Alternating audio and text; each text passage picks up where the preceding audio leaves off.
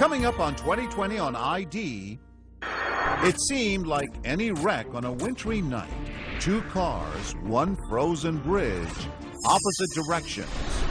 I lost my heart, I lost my life, I lost my entire family. But was it an accident or deliberate? When a teenage girl in a lover's quarrel keeps texting at the wheel. I want to kill myself. Goodbye, Ryan. I love you. Is it a suicide attempt or murder? He killed my boy. It was an accident. What would the jury decide? To the charge of deliberate homicide. Texting on trial. And a Saturday night encounter. She meets him and both their lives change in an instant. He pulled off my pants. He was hitting me. He goes on trial. I was charged with rape in the first degree. So why did she end up in prison? I see the truth. I did what I had to do. Unintended consequences. Hello and welcome to 2020 on ID. I'm John Quinones. We often make decisions, good and bad, that we believe will affect only us. And if we're lucky, we're right. But what happens when one person's action has devastating consequences for someone else? Can you ever truly right a wrong? As Deborah Roberts first reported in 2011, one high school student learned there are some things you simply can't take back. She's the picture of a fresh-faced teenager, yet Justine Winter is about to learn whether something she did at age 16 will land her in prison for decades. It all started on a late winter evening in the Flathead Valley of northern Montana. Justine's dropping off her boyfriend at his home. At the same time, local resident Richard Pepple is in his car too, heading home. And at the Kalispell Middle School, Erin Thompson has just watched her 13-year-old son, Caden, perform in a school concert. He was in jazz band. Drums was his big passion. Caden's grandmother, Diana Johnson. Well, how was he as a little teenager? High energy, very intelligent boy. He was one of 3 students that was asked to play at this concert, so Erin was attending that concert with him that night. Erin begins the drive home, aglow with pride for her teenage son, and with something else. She'd found a later-in-life true love, Jason Thompson. I knew when I met Erin, she knew my heart and I knew hers. It was right from the start we were in love with each other. The two soon marry and begin a life together. 3 years later, a baby is on the way. I didn't want anything more than just to raise family together. And to know that I was going to be with her for the rest of my life was a culmination of all my dreams, really. It's just past 8 p.m. when Erin, now 4 months pregnant, and Caden, her son from a previous relationship, pull north onto Highway 93. Unbeknownst to Erin, driving in the opposite direction is Justine, a popular straight-A student. She was smart. She was pretty outgoing. She really liked to talk to people and make new friends. Desiree Landon grew up with Justine, sharing good times and grown-up dreams, like learning to drive. For her 16th birthday, Justine had just gotten a car. How excited was Justine about having a car and her license? Oh, we were so excited. We were stoked. But Desiree had concerns about her friend's new boyfriend, 17-year-old Ryan Langford. His relationship with Justine would come to matter more than anything else that night. Was Justine's relationship with Ryan a positive one? Was it a good one from what you could see? No. Why do you say that? Because she wasn't hanging out with any of her friends. She spent all of her time with him. She was a different person. She was all about Ryan. Justine was in love, or so she thought. She and Ryan kept each other's pictures on their cell phones. But on this evening, they're arguing over an entry in Justine's journal about an old boyfriend. Ryan is angry and jealous. Justine terrified of losing him. Their fight escalates even as she heads home, because she's doing something she and her friends know they shouldn't, texting while driving. Justine ignores those warnings and starts sending Ryan a flurry of frantic text messages. Goodbye, Ryan. I'm telling the truth when I tell you I love you. My last words, I love you, Ryan. He responds, "Yeah, whatever you say, you win, I lose." With each minute, her texts turn more hysterical. "If I won, I would have you, and I wouldn't crash my car." And this, it's ending. Bye, Ryan. On the dark road, there's construction, and the highway is now down to 2 lanes. As she nears the Stillwater Bridge, her teen romance spinning out of control, Justine is now barreling at 85 miles an hour. Just then, Aaron Thompson and Caden are coming the other way. Richard Pepple is right behind them. He'll never forget what he saw next. I'm going, geez. What did I just see?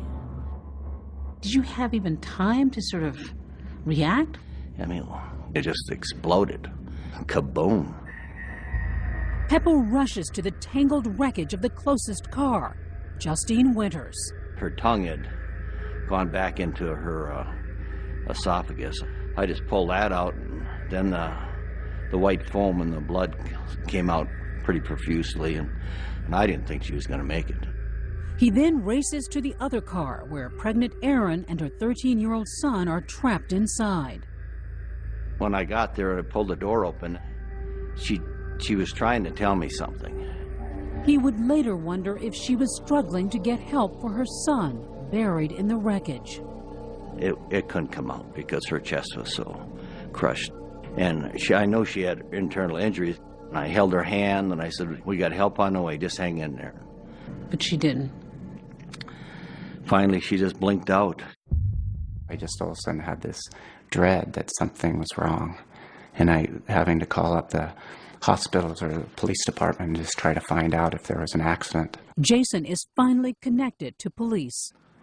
And he said, "I so much didn't want to tell you this on the phone, but Aaron and Caden were killed in an accident." I've never been so wrecked. It's like I lost my heart, I lost my life, I lost my entire family. Incredibly, Justine is alive. She's pulled from the wreckage, then airlifted to a Seattle hospital, her mother Mary by her side. I don't know how many pints of blood they put on her. They worked on her the whole way there and pumped more blood in her. And I sat and rubbed her feet. I said, "We're fine, honey." Back in Montana, Patrol Sergeant Ernie Freeberry begins the investigation. So we had a lot of questions on why the Winters vehicle crossed the center line and hit the Thompson vehicle clear over in the far end of her lane. We didn't know why this happened. There had to be a reason. So he questions Justine's boyfriend, Ryan. He said that the two of them had been arguing all night and that Justine thought the two of them were going to break up their relationship. Ryan admits he and Justine were exchanging heated texts in the minutes before the crash. Freeberry and county detectives examine them and see this one sent at 8:16. "That's why I'm going to wreck my car, because I'm a terrible person. I want to kill myself. Goodbye, Ryan. I love you." Just minutes later, we had our first report of the head-on accident on Highway 93. Now we had a very clear answer. This is why it took place. She did just exactly what she said she was going to do. Do you think she would have been capable of trying to take her life? I think so, because when she started dating Ryan, she wasn't the girl that I knew. She wasn't the girl that I grew up with. So there's no doubt in your mind that Justine meant to do this? In my mind, yes. There's no doubt. She's guilty of murder. Deliberate homicide. longtime county attorney Ed Corrigan. She purposely went into that wrong lane of traffic, ran into that car, and had to know or should have known that by doing so, she was going to kill the occupants in that other vehicle. He decides to indict this 16-year-old as an adult with the most serious charge possible, 2 counts of deliberate homicide. But Justine has no memory of that night. After nearly 7 weeks in the ICU and multiple operations, she comes home to rehab and back to school wearing a neck brace and a court-ordered ankle bracelet. She's not evil. She's a good girl. I know deep in my heart it was an accident. Justine would never hurt another human being, and she wouldn't hurt herself. Delisa Willis and her daughter Amanda have known Justine all her life. I think that they wanted so desperately to have someone to put the blame onto. A small town torn apart, then a stunning aftershock. Amidst the debate about whether this well-liked 10th grader intended to commit suicide while taking 2 innocent lives, Justine's family makes a move no one expected. Why would you stoop to something like that? When we continue.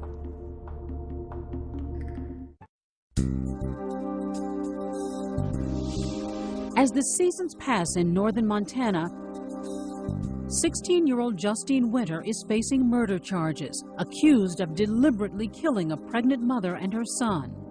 It happened when she crashed her car minutes after sending her boyfriend frantic text messages, threatening to kill herself. The victim's family, racked with grief, is soon overcome with outrage when Justine's family files a lawsuit blaming Aaron Thompson, the woman killed, for the accident. Her husband is dumbfounded. I come down to the door and here's this guy that hands me these papers to say that they're suing me for her pain and suffering. It was so absurd. The lawsuit unleashes a wave of anger in this small Montana town, including posts on the newspaper's website. This is truly pathetic. She needs to spend the rest of her life in prison. And shame on you, Winter family. When we found out that they had served him with that civil lawsuit, my reaction was, all that's going to do is agitate people. It's not going to change our minds on pursuing this prosecution. At the same time, Justine is slowly recovering from her massive injuries and has no memory of the crash. She had a bolt in her head. They had to relieve the pressure. And her neck was fractured. You notice a lot of difference in her mind capabilities sometimes? You could tell that she had a harder time remembering things sometimes.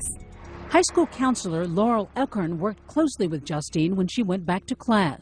You cannot define Justine Winter by what happened on March 19th. She's passionate, driven, caring.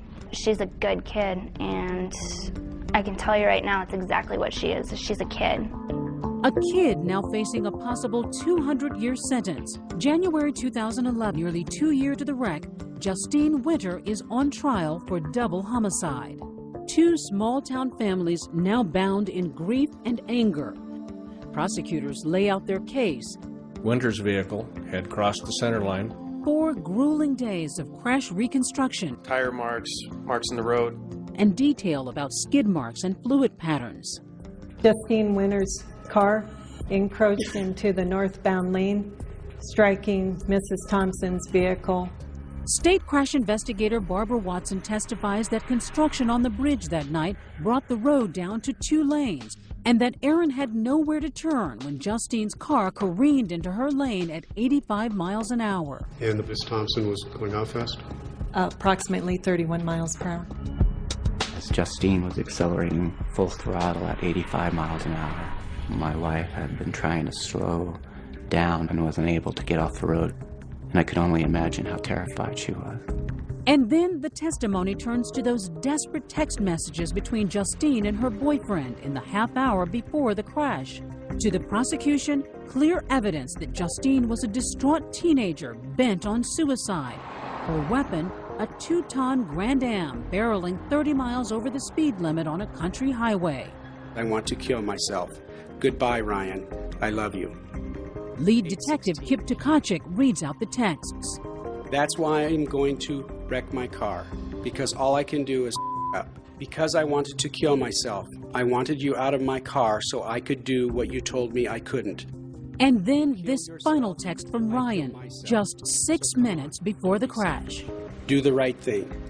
All your life you're a puppy and you run from instead of facing it. You killing yourself is just another way for you to run away. The prosecution calls boyfriend Ryan Langford.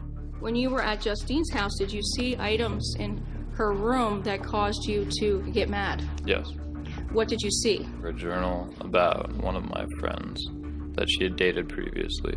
Ryan testifies the two argued all evening. Could she have gotten the impression that you guys had broken up? It was an argument, so Yes. Then Justine takes off into the Montana night, and the wave of threatening text messages begins. But you were concerned enough to try and call her several times, and you got no answer. Yes. Did you indicate whether or not you had a concern that she had possibly hurt herself? Yes. The prosecution rests. Now Justine's lawyers are about to mount a defense that will outrage Aaron's family. They begin their case with a jaw-dropping theory, the opposite of the prosecution's. They argue it was actually Aaron Thompson who caused the horrific crash that killed her and her son, Caden. Did all the calculations confirm that the accident had occurred in the southbound lane? Yes. Defense witnesses suggest construction on the bridge may have confused Aaron, causing her to veer her white SUV into Justine's car.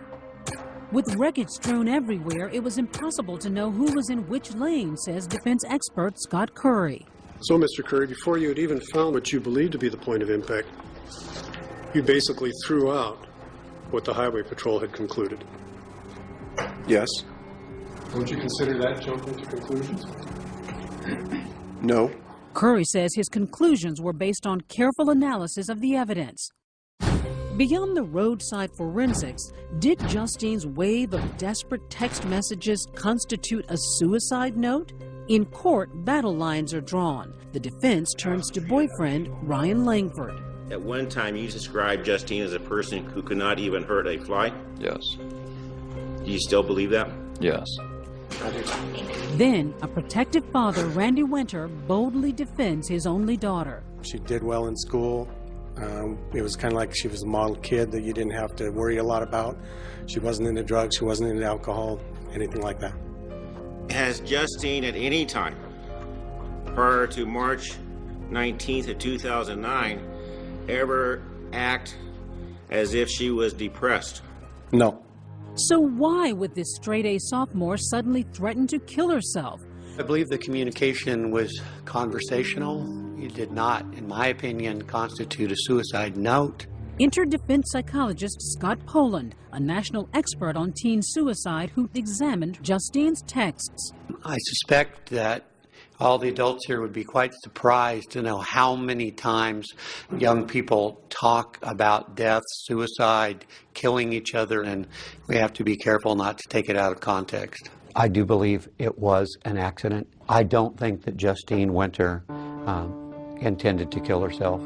I don't believe that the texting constituted a suicide note, and I further don't believe she intended to harm anyone else. Dr. Poland's belief is challenged by prosecutor Lori Adams. Dr. Poland, let me get it straight. Nobody knows what Justine Winter's mental state was on March 19, 2009, correct? Correct. The prosecution introduced text messages from Justine to Ryan to show she was depressed about things at home and dependent on her new boyfriend. You're the only thing holding me together. The only reason my parents won't get a divorce and move to an apartment or whatever is because of me. So I live with them basically hating each other and me. You make me know that at least one person cares. But was it enough to convince jurors that Justine was really suicidal? After all, just one holdout would mean a hung jury or even acquittal. Freedom for the teenage girl. That was a concern, that somebody on the juror would say, she's 16 years old, I'm just not convinced she did it on purpose. I'm not going to convict her. What would the jury believe? And will Justine take the stand to tell her story? A story she says she doesn't remember. Stay with us.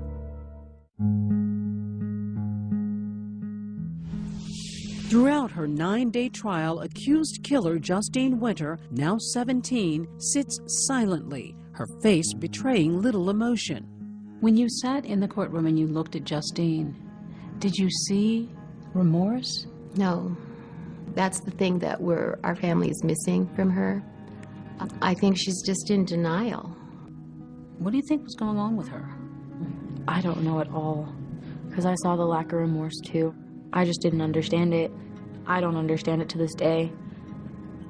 She was numb. I mean, and I understand that. We were all kind of numb sitting there. Now the defense must make its toughest decision, whether to have Justine tell her story in court. An agonizing choice, but in the end, they elect not to put the teenager on the stand and risk a tough cross-examination. She suffered profound brain trauma. She doesn't remember the accident at all.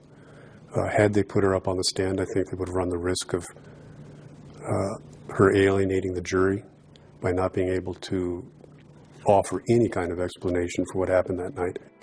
We're finished, Your Honor. So the defense rests. Ladies and gentlemen, the case is now submitted to the jury. Justine's lawyers reject a last-minute prosecution offer of a lesser charge, one that could mean as little as a 4-year sentence. Court is now in recess. The bailiff will conduct the jury to the jury room. All along, they've gambled on an all-or-nothing victory. And now, two families wait. They would not have to wait long. After 4 hours, the jury is back. The Honorable Catherine Curtis presiding. The court clerk reads the verdict. To the charge of deliberate homicide for the death of Aaron Thompson, guilty. To the charge of deliberate homicide for the death of Caden Odell, guilty. The words echo in the courtroom. Justine's family breaks down. Aaron Thompson's too. I think we all just cried. It was relief that at least the truth was reached by the jury, but it was also sadness for her, for her family. I think we all were just kind of needing this to be done, wanting the truth to be heard. Ms. Winter, having been convicted of 2 counts of deliberate homicide. In my 28 years as a prosecutor, it's been one of the worst cases I've ever dealt with. How easily it could have all been prevented. A tearful Justine is led from the courtroom. And they took her away and did not let her hug her family. It was, very, very sad. One of the first things you said was you felt for Justine's parents. It would be so painful for me for anybody to know that you'd caused the death of somebody, having to face that. This is their baby girl, and that she is going to have to pay a consequence for this. I am very, very sorry about it. We are. It's torn so much apart in our worlds, both worlds. Her daughter now faces 100 years in prison for each count. But before being sentenced, the judge allows Aaron's grieving family to speak directly to Justine. I want to see good things happen for you someday, but I think one of the biggest things of this you still have yet to grasp is the truth. This tragedy has been, without a doubt, the most life-altering, life-shattering, life-crumbling thing that has ever happened to our family. Caden was, and you will never know how incredible he was. And you took him. You did it. And you need to own it. You killed my boy. You need to own it. This family desperately wants something from Justine they've yet to witness. The most important thing is to apologize. Show concern for what you have done and try to make amends. But have you ever once looked us in the eye, have shown and expressed even the slightest bit of sincere sorrow for everything that we've been through? We've waited and waited and waited for that. Could that long wait finally be over? Before she hears her sentence, Justine speaks to Aaron Thompson's family for the first time. No one will ever know what actually happened on the night of March 19th. I will never be able to say that I intentionally crossed the center line wanting to take 3 lives from all of you. I'm not saying that it doesn't take time, but I think that the chance needs to be made for you guys to be able to forgive me and to move past it. It's not what Aaron's family had hoped to hear. Prosecutor Ed Corrigan offers Justine one last chance. I understand why you weren't allowed to contact the families, and I understand why you didn't present testimony at trial. But what they've wanted to hear from you for a long, long time also is I'm sorry. Can you tell them that? I'm sorry for your loss, but I cannot. I don't know what you're meaning by you want me to say that I'm sorry. Okay. I don't have any other questions, Your Honor. Thank you.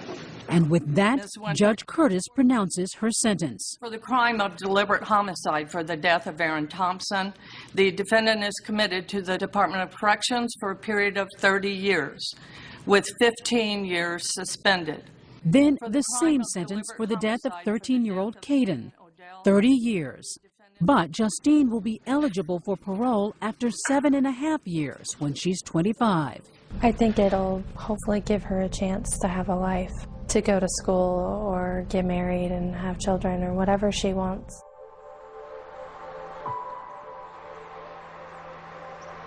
Two years after the crash, the wounds are still as jagged as the wreckage of the cars that collided that night.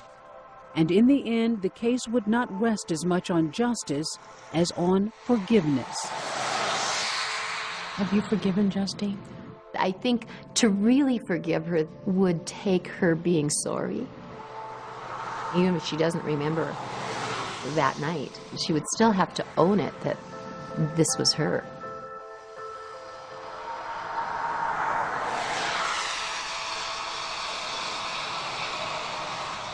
Justine Winter later appealed both her conviction and her sentence.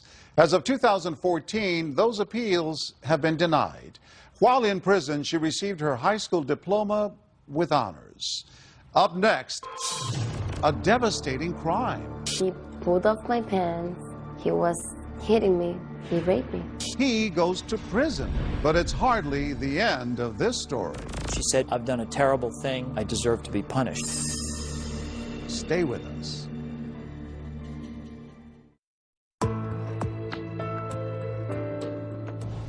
A late night and too much partying leads to a fateful encounter that will change lives forever. As Chris Cuomo first reported in 2010, what happened between a beautiful young woman and a man she didn't know would raise all kinds of questions about truth, justice, and what it takes to do the right thing. Everything in life, even if you don't understand it now, happens for a reason. Bjarni Peguero is a quiet, somewhat vulnerable soul. She's only 27 years old, but she's already been through enough challenges and tragedy to last a lifetime. But I always said to God, I'm willing to take whatever you give me, because whatever happens is the best for me.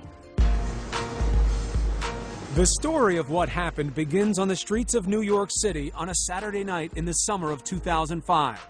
Bjarni's enjoying a girls' night out. As usual, she's with Aurora Pujols, a best friend who's really more like an older sister. We were having a really good time. Really good time? Dancing, drinking, having fun. To be blunt, the girls get wasted. I drink like 5 Blue Hawaiians. 5 is a lot. 5 is a lot. So you're drunk? Definitely drunk. As the night winds down, Bjarni and Aurora are sitting in Aurora's car while their friends pick up food from this restaurant. A group of men cruising for action pulls up next to them, inviting them to a party. Suddenly, one of them jumps into the car. I remember being in shock because this guy just opens the car door and walks into the car. He's inviting us to an after party. What'd you think of him? A crazy guy. Get into my car without permission. The situation is a powder keg, so Aurora scrambles out of the car and joins her friends in the restaurant. She expects Bjarni to come with her, but instead, Bjarni takes off in her friend's car. I was drunk, so I took the car and I drove. We walk back out, and the car's not there. Bjorny leaves the car at a nearby parking lot and piles into a white van with the stranger and his friends. They spend an hour driving around, searching in vain for the party. I got scared in my way there because I thought something was going to happen. So I started crying and crying and crying. Bjorny's friends, left high and dry, tried desperately to call her cell phone. Finally, they make contact and reunite with Bjorny and the car back at the parking lot. When they find her there, her hair was all crazy, her mascara was all runny. She looked like she had been in a struggle. Aurora and the girls are angry they've been ditched. Bjorny feels cornered and doesn't know what to do. Tensions are high. And then, out of nowhere, she lashed out at me. We got into a physical fight, which I started it. The fight is an out-and-out brawl. The girls even crack the windshield. And this is totally out of character for her. Totally out of character. This is not how she is. No. Aurora is furious and stunned, but the mood changes when Bjorny explains why she's acting this way. She says something terrible happened with the stranger in the back of the van. He pulled off my pants. He was hitting me, and he raped me. Were you screaming for him to stop? Yes, I did. When did it stop? When he finished. When she had been raped. And I'm like, feeling like horrible. Like just in shock.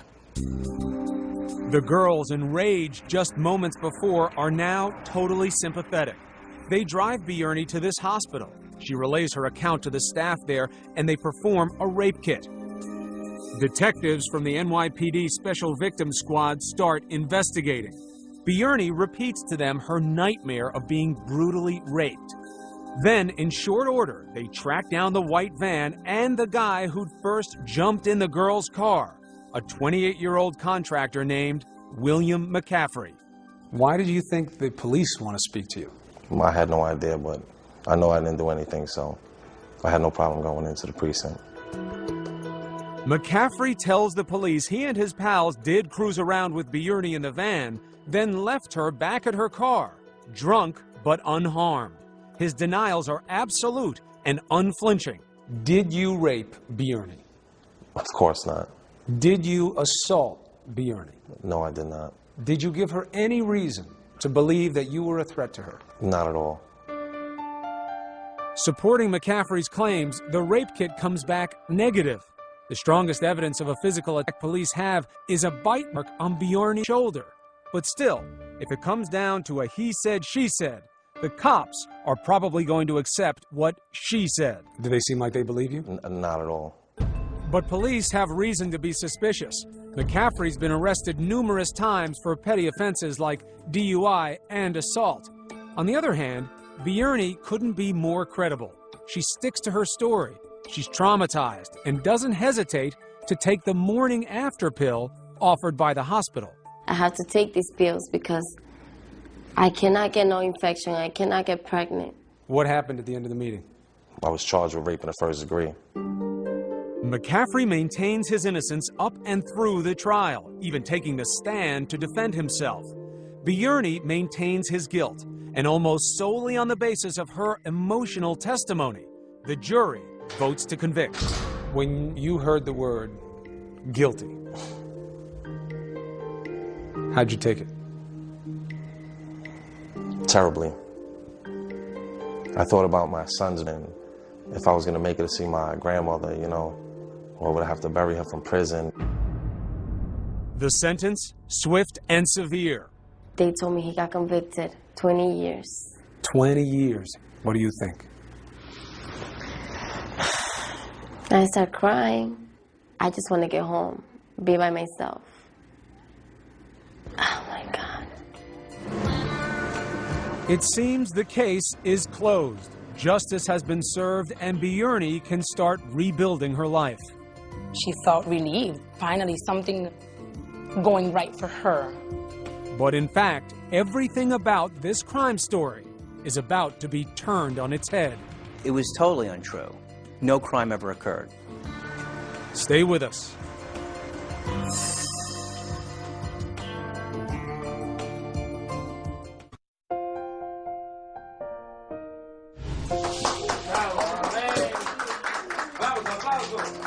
With the ordeal of the trial behind her, Bjorny Peguero is ready to end her life as a rape victim and start again as a wife and mother. My life keep going on with my child, my husband. Bjorny settles into a stable family life in New Jersey with her new husband, Julio Mejia, her son Gabriel, and a steady job. William McCaffrey, on the other hand, is in New York's notorious Sing Sing prison, dealing with a rape rap, not the most popular of crimes on the inside. You're always looking over your shoulder. People try to beat you up in prison? Of course. I was up the river, literally. When McCaffrey's not fighting for his life, he's fighting for his freedom, with the help of attorney Glenn Garber, head of a New York nonprofit called the Exoneration Initiative. We're doing what we can to help a lot of people who've been forgotten and are languishing in jail. Garber thinks the case against McCaffrey is thin and focuses on the only real piece of physical evidence, specifically those bite marks found on Bjorny's shoulder. After months of legal wrangling, he convinces the prosecution to agree to a DNA test. The DNA came back and showed that there was female saliva on her arm and that there was no male saliva. That was a bombshell for us. The tests also exclude Bjorny, meaning the marks were made by another female, most likely during that strange fight with Aurora. And we thought that the prosecutor was going to say, yes, it's true, we made a mistake, an innocent man is in jail. But it doesn't play that way. The prosecution argues the DNA could have been left by tears shed by the other girls while they were comforting Bjorny. That seemed to be a preposterous story to me, but Mr. McCaffrey was not going to walk out of jail based on this evidence. More than 2 years would go by and McCaffrey was behind bars serving his sentence. Bjorny was out enjoying the freedom of family and friends, but it would turn out she wasn't free at all. Bjorny was in a prison of her own. Every time I see something in the news about raping, every time I see something about jail, this comes in my mind. And then here I am crying. She starts to become distraught. She's not as outgoing. She doesn't want to do the same things anymore. My husband was questioning me, why are you always crying?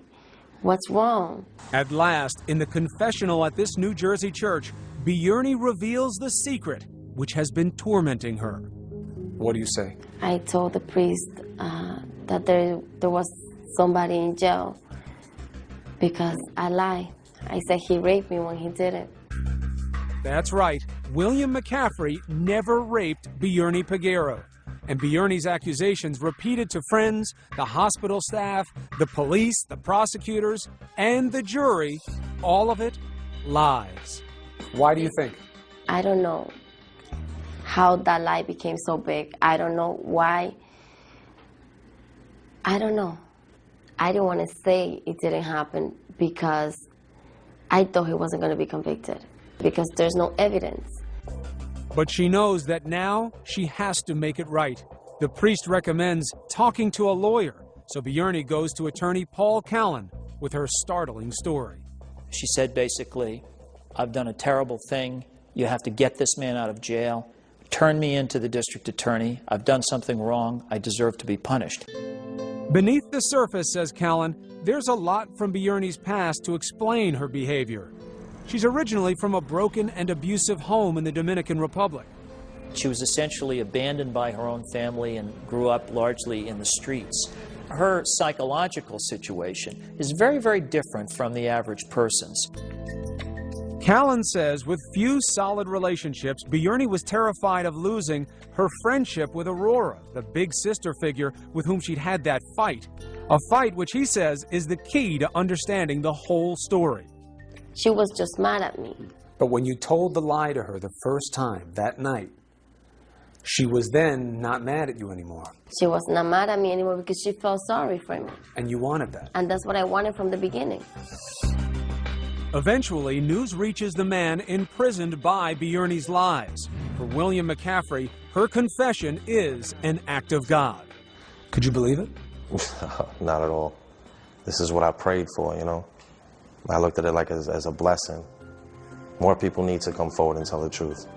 But incredibly, the truth does not set him free. Even after hearing Bjorny's recantation, the prosecution refuses to acknowledge they've put an innocent man behind bars. Bjorny has to spend 6 months insisting the rape never happened. Finally, in August 2009, a judge frees William McCaffrey from prison. After wasting nearly 4 years of his young life locked up for a crime which never occurred, McCaffrey is reunited with his family. Thank God. He's home. Could you believe it? It's surreal, you know. I was just happy that I was going to be able to be home, eat dinner with my family. McCaffrey's conviction is overturned, and the court apologizes for the injustice. Now, it is Bjorny's turn to face the wrath of the New York DA. After all, she's committed a terrible perjury. Still, her lawyer asks for mercy. Bjorny was a woman with no prior criminal record, and she had had the courage to come forward. And then the stakes get even higher. Just a month before her sentencing, Bjorny gives birth to her second son, Daniel. My son, oh my God, he's everything. But despite all that, the court has a hardened heart. And where are we doing this interview? In jail. And how long are you going to be here? They gave me 1 to 3 years.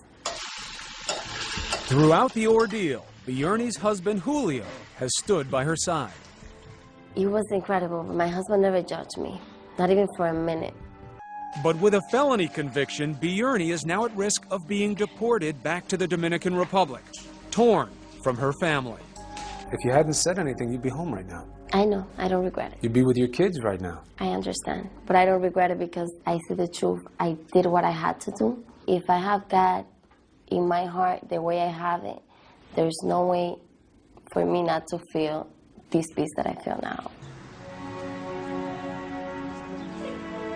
William McCaffrey has found a measure of peace as well.